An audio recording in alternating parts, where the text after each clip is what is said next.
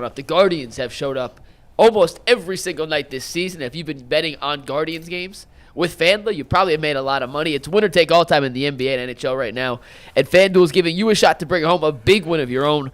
Right now, new customers get $150 in bonus bets with any winning $5 bet. That's $150 to bet on spreads, money lines, player props, and more. Just visit FanDuel.com/UCSS and make every playoff shot count. FanDuel, America's #1 sportsbook. Jason's going to hop on in about 8 minutes, but we'd be remiss not to talk about this upcoming road stretch and then home series before the Guardians host the Royals to start the month of June in what should be a massive AL Central matchup. Guardians are red hot right now. They hit the road against the Angels and the Rockies, two teams they should be able to handle. Then they come back and take on Washington here at Progressive Field.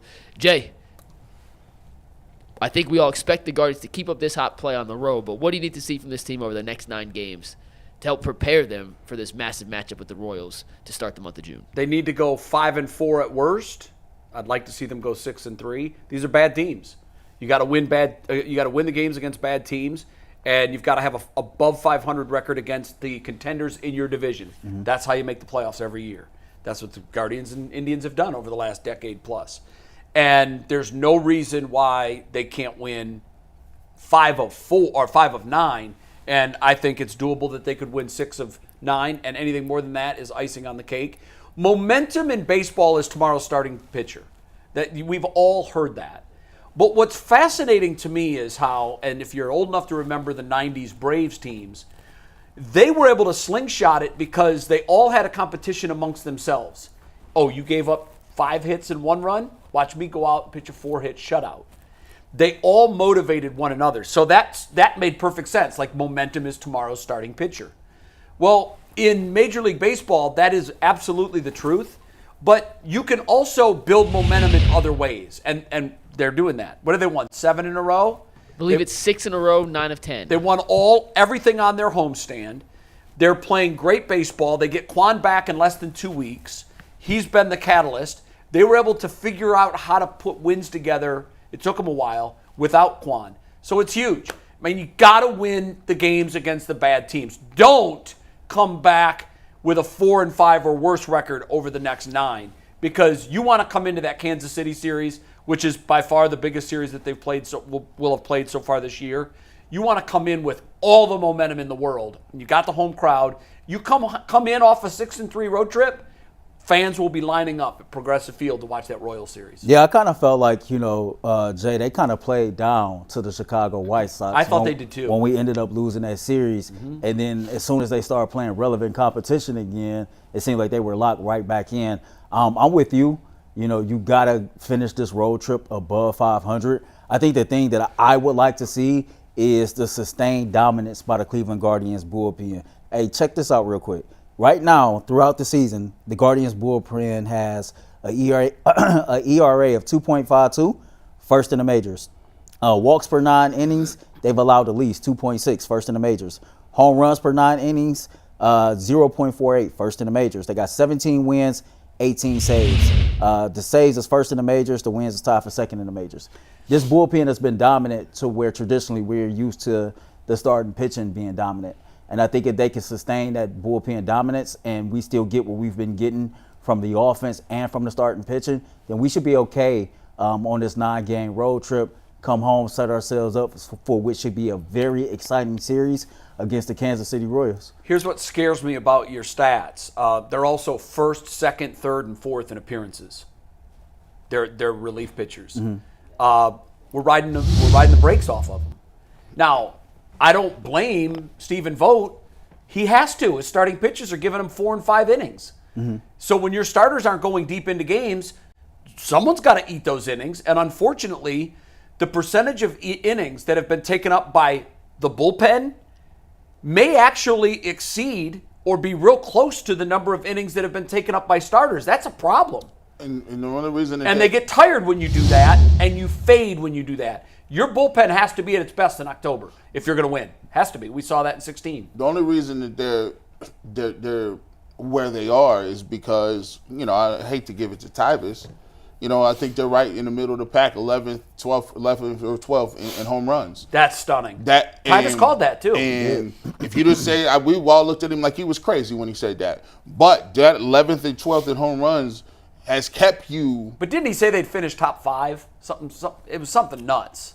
Tyvus said top 15. He just said top half. Oh, okay, top 15. Well, that's not crazy. Well, they're in it right now. If it ended today, So I think you still got to keep the bats going. You still got to, when you get Quan back at the top of the order, I think you're gonna be golden. And I'm with Bull. You got to find some places for Fry. You got to find. He's an everyday player. He's an everyday player at this point. You need to pivot. I know you was trying to go young with Bo Naylor. Bo might catch, start hitting here later. But you got to have it when a guy comes off the bench and he's pinch hitting, and he hit home runs in pinch hitting. He's ready to go. A guy is seeing the ball really opposite good. field home run. Right. I've seen him do that twice this year. Can't even fool him right now. Jose Ramirez rarely does that. Where else can he play? Catcher, first base. Where else can you put him? He's very versatile. You can move him around, but I couldn't agree with what you said more. I think the number one priority for this team moving forward, outside of starting pitching, is getting David Fry a slot in the lineup every single day. Now, if that comes at the detriment of Bo Naylor's progression, I'm okay with that. Here's what scares me about Bo Naylor. A light has to go off at some point. When is it supposed to go off? He's had a lot of major league at-bats, and he's not hitting like we need him to hit. So I don't know what that means. I don't know if the organization moves on from him and trades him and tries to rely on Fry as an everyday catcher. That would stun me if they did that. I don't think they will. Mm-hmm. But at some point, there's going to have to be a difficult decision made where the Guardians say, "We love you, Bo, but we're going to send you down and let you work on a couple of things." And then you give the everyday spot to David Fry, who, by the way, this was a conversation in our chat room a couple of days ago. I'm not convinced that David Fry can sustain this long term either. I mean, what is he, 27, 28? He's 28, I believe. But what I mean by that is baseball's a game of adjustments. Right. They haven't made the adjustments on him yet. They will. How will he respond to those adjustments? Can he make adjustments to their adjustments? And that's what concerns me. All these guys are great hitters. Austin Hedges is a major league hitter, but he's got holes in his swing. And people have found out what it is. And he sees a lot of down and out sliders because that's his weakness. He can't get it. So it's a prove it game. Prove you can hit this, and we'll stop throwing it. How much? Let me see if I can frame this right. So Stephen Vogt was a catcher, right? Yes. Bull alluded to the fact that I think Bo Naylor is number one in pitch framing, and all. He's very good. He's very, very good at that. When you talk about a guy like that and who's struggling at the plate but seems to be providing something defensively, and then you have your manager that played that same position. How much does that kind of go into the back and forth for, just helping him develop as a baseball player? That's a great question, Earl. Historically, the days of Johnny Bench are gone. Okay. The days of offensive catchers being a bonus on offense, they're just few and far between. Sandy Alomar isn't walking through that door tomorrow. Mike Piazza is done. Mike Piazza. The days of all of this rich production from the catcher position, it's just not there anymore. Now, 2 reasons for that. Bryce Harper came up as a catcher. The organization wisely realized we can get him for 8 years or we can get him for 20 years. Now, granted, he's moved on from the Nationals, but the reason I bring that up is because a lot of great catchers that can hit like that are too valuable to blow their knees out in 8 years from catching every day. So they move them to right field. They move them to first base. They move them to third base so they can have career longevity and they can play every day because catchers can't play every day. Right. They play 5 games a week usually. So it's ultimately up to the organization. Are we willing to sacrifice the offensive production to get the plus defensive stats that this catcher brings us? Why is Austin Hedges still in the league?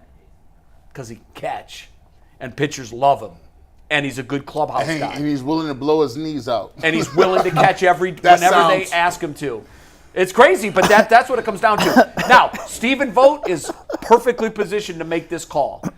Whatever he decides, I trust, because this is a crossroads. Is it going to be Bo Naylor, and you're going to sacrifice the offense?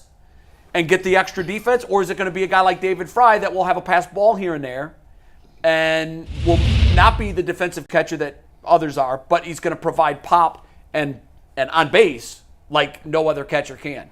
All right, We have Mike. Jason Lloyd